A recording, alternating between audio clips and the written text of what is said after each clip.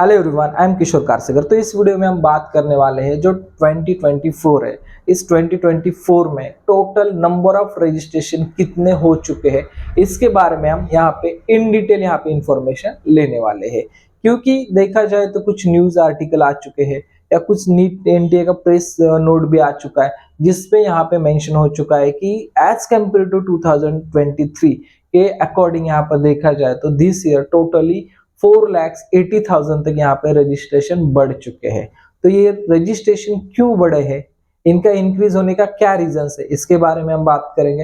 As well as सबसे important हम part यहाँ पे ये होने वाला है कि टोटल यहाँ पे जो रजिस्ट्रेशन बढ़े हैं इसका इफेक्ट कट ऑफ पे क्या हो सकता है, इसके बारे में। क्योंकि बहुत सारे स्टूडेंट्स का जब काउंसलिंग के लिए आ रहे हैं वो सब क्वेश्चन पूछ रहे हैं कि सर इस साल तो इतने स्टूडेंट्स है तो दिस ईयर कट ऑफ क्या जा सकता है, इसके बारे में पूछ रहे हैं। तो इसकी मैं आपको डिटेल इंफॉर्मेशन दे दूंगा। तो देखा जाए तो लास्ट ईयर यानी कि 2023 में टोटल अगर स्टूडेंट्स पार्टिसिपेट कर रहे थे तो 20,80,000 तक यहाँ पे स्टूडेंट्स पार्टिसिपेट कर रहे थे।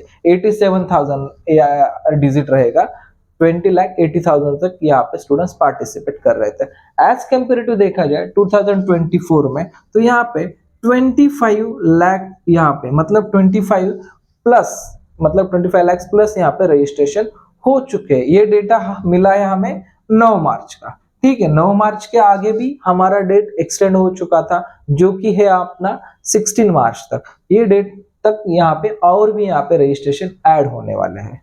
तो लास्ट ईयर भी देखा जाए तो इस रजिस्ट्रेशन के अकॉर्डिंग लास्ट ईयर भी 55% स्टूडेंट्स मतलब गर्ल्स कैंडिडेट थी और 45% बॉयज कैंडिडेट थे यहाँ पे। तो दिस ईयर भी ये डेटा सिमिलर ही है। यहाँ पे अगर देखा जाए तो 55% गर्ल्स कैंडिडेट है और 45% यहाँ पे बॉयज कैंडिडेट है। ठीक है, मेल एंड फीमेल कैंडिडेट हम यहाँ पे कंसिडर करेंगे। इतने स्टूडेंट्स यहाँ पे पार्टिसिपेट किए हैं। तो अभी जो एनटीए ने डेटा दिया है ये टोटल नंबर ऑफ काउंट दिया है। इस काउंट में जब भी एनटीए की आफ्टर 16 मार्च देखा जाए तो वहां पे वो बायफर्गेशन करके डेटा देंगे। टोटल गर्ल्स कैंडिडेट कितने हैं, बॉयज कैंडिडेट कितने हैं और हर स्टेट से कितने एप्लीकेशन फॉर्म यहाँ पे आ चुके हैं। इनफैक्ट इसमें स्टेट वाइज भी डिफरेंशियल आता है कि कैटेगरी वाइज डिफरेंट वहां पे मिल जाता है और टोटल इंडिया में कैटेगरी वाइज कितने फॉर्म यहाँ पे फिल हो चुके हैं ये भी यहाँ पे टोटल डेटा आ जाता है। लास्ट ईयर देखा जाए तो सबसे टॉप में महाराष्ट्र था, मतलब सबसे ज्यादा नीट एस्पिरेंट यहाँ पे महाराष्ट्र से यहाँ पे फॉर्म फिलअप करने वाले थे। दिस ईयर भी ये डेटा महाराष्ट्र का ही रहेगा सबसे ज्यादा यहाँ पे नीट एस्पिरेंट होने का। ठीक है, अभी ये तो हो गया डेटा के बारे में। तो दिस ईयर 25 लाख प्लस यहाँ पे स्टूडेंट्स है। तो इसका क्या रीजन है कि इतने स्टूडेंट्स यहाँ पे क्यों आ रहे हैं, क्योंकि इतने स्टूडेंट्स की यहाँ पे इंक्रीज होने का रीजन क्या है ये बात करेंगे हम। तो देखा जाए तो नीट एग्जाम है तो एक देखा जाए तो after 12 one of the best and one of the popular examination in India.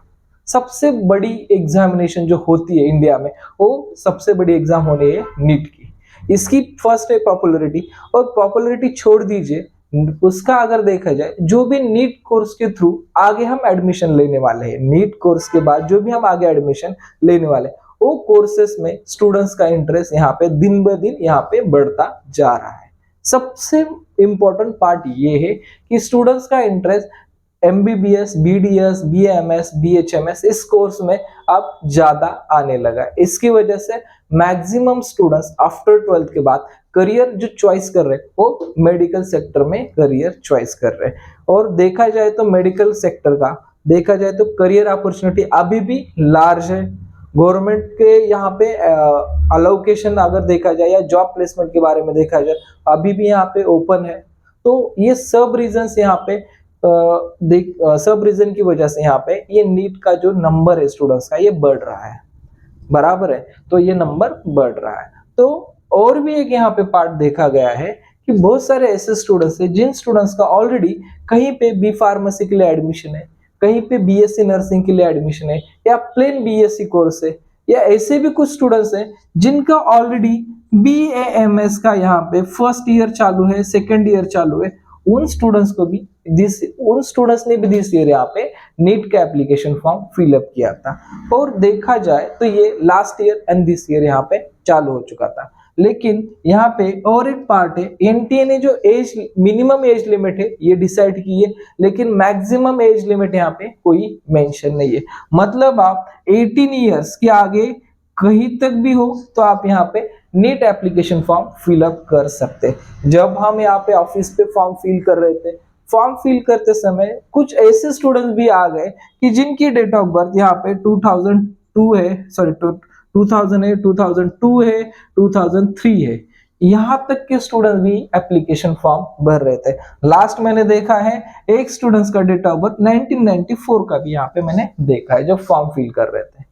तो ये रीजन क्या है देखा जाए तो ऑलरेडी ये किसी न किसी कोर्स में ज्वाइन है, किसी का करियर भी यहाँ पे फिक्स है, लेकिन अगर कोई बीएमएस डॉक्टर है तो उसकी यहाँ पे विश है कि मैं एमबीबीएस डॉक्टर बन जाऊं। ठीक है, तो रेगुलर स्टूडेंट्स मतलब जिन स्टूडेंट्स का बोर्ड एग्जाम 2024 कंप्लीट हो रहा है वो भी स्टूडेंट्स यहाँ पे पार्टिसिपेट कर रहे हैं, एज वेल एज जिन स्टूडेंट्स का यहाँ पे रिपीट है वो भी स्टूडेंट्स है। और सबसे बड़ी बात ये दो स्टूडेंट्स तो हर साल रहते हैं, लेकिन दिस ईयर ये जो pharmacy, BSc nursing as well as other than BMS, जो भी बीएमएस बीएचएमएस के जो स्टूडेंट्स ऑलरेडी एडमिशन ले चुके हैं वो भी स्टूडेंट्स यहाँ पे नीट एग्जाम दे रहे हैं। सबसे बड़ा रीजन इनकी वजह से, या ये सभी जो मैंने अभी रीजंस बताए ये सभी रीजंस की वजह से यहाँ पे हमारा जो नीट का जो एप्लीकेशन का नंबर है वो टोटली 25 लाख तक गया है।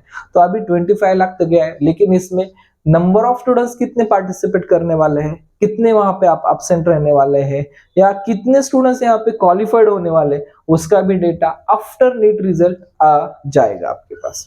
बराबर है, ये सबसे इंपॉर्टेंट पार्ट आपका रहने वाला है। अभी ये सब तो हो गया, आपने बता दिया, तो अभी मेनली इसका कट ऑफ पे क्या इफेक्ट होने वाला है, क्योंकि बात आती है कट ऑफ की। अगर इतने स्टूडेंट्स बढ़ गए, मतलब लगभग यहाँ पे 4.18 लाख स्टूडेंट्स यहाँ पे बढ़ गए, तो इसका कट ऑफ पे क्या इफेक्ट होने वाला है।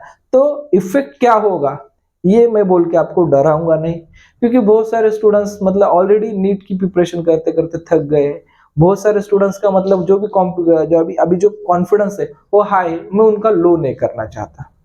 ठीक है, सिंपल बात है, नंबर बढ़ जाने से आपका एडमिशन में कोई डिफिकल्टी नहीं आने वाली। इसमें एग्जैक्टली कितने स्टूडेंट्स क्वालिफाइड होते हैं ये सबसे इंपॉर्टेंट पार्ट है। और देखा जाए मेनली तो जो भी कट ऑफ रहने वाला है, बहुत सारे मतलब स्टूडेंट्स यहाँ पे गॉसिपिंग करते हैं कि इस साल कट ऑफ बढ़ेगा, तो मैं आपको क्लियर करना चाहता हूँ कट ऑफ बढ़ेगा या कट ऑफ कम होगा ये आपका डिपेंड रहता है आपका नीट एग्जामिनेशन पेपर कैसे आने वाला है, इसके ऊपर ही आपका कट ऑफ डिपेंड रहता है। तो स्टूडेंट्स अभी से ही मतलब थोड़ा सा डरना चालू हो चुके हैं कि नीट के रजिस्ट्रेशन इतने हो चुके, तो देखा जाए तो इस ईयर कट ऑफ तो बाय डिफॉल्ट बढ़ जाएगा। ठीक है, हर साल कट ऑफ बढ़ रहा है तो इस साल भी बढ़ जाएगा, लेकिन मैं आप सभी को यहाँ पे इन्फॉर्म करना चाहता हूँ, अगर आपका नीट का एग्जामिनेशन पेपर की जो डिफिकल्टी लेवल है, अगर वो डिफिकल्टी लेवल इजी है तो आपका यहाँ पे कट ऑफ बढ़ जाएगा, 100% है ये कट ऑफ बढ़ जाएगा। लेकिन आपकी नीट की पेपर की लेवल, डिफिकल्टी लेवल अगर आपकी मॉडरेट है तो जो लास्ट ईयर कट ऑफ है उस कट ऑफ में आपको +2 या +-2 ये आपको कंसीडर करके चलना पड़ेगा। +2 और -2 यही आपके यहाँ पे कट ऑफ में चेंजेस आ सकते, यही आपको पकड़ के चलना पड़ेगा। नेक्स्ट रीजन है यहाँ पे, अगर आपका पेपर यहाँ पे हार्ड आता है यानी कि डिफिकल्टी लेवल बहुत हाई रहती है, तो यहाँ पे आपका कट ऑफ डेफिनेटली यहाँ पे कम हो सकता है। अगर समझो लास्ट ईयर महाराष्ट्र के जीएमसी कॉलेज में किसी स्टूडेंट्स को 580 को सीट मिली है, तो वो सीट दिस ईयर 578 को या 577 तक मिल सकती है अगर पेपर की डिफिकल्टी लेवल हाई है तो ये फैक्टर आपको कब सोचने हैं कि पेपर हो जाने के बाद। अभी से सोच के अपना जो स्टडी प्रोग्राम है उसको डिस्टर्ब मत कीजिए, क्योंकि बहुत सारे स्टूडेंट्स अभी भी काउंसलिंग के लिए आ रहे हैं, या बीएससी नर्सिंग का फॉर्म है, सीयूटी का फॉर्म चालू है, ये फॉर्म भरते समय उनकी यहाँ पे डिस्कशन जो चालू है हमारे साथ वो ये है कि सर इस साल 25 लाख स्टूडेंट्स है तो कट ऑफ डेफिनेटली बढ़ेगा, तो इसके बारे में हम नीट एग्जाम देने के बाद बात करेंगे। तब तक आप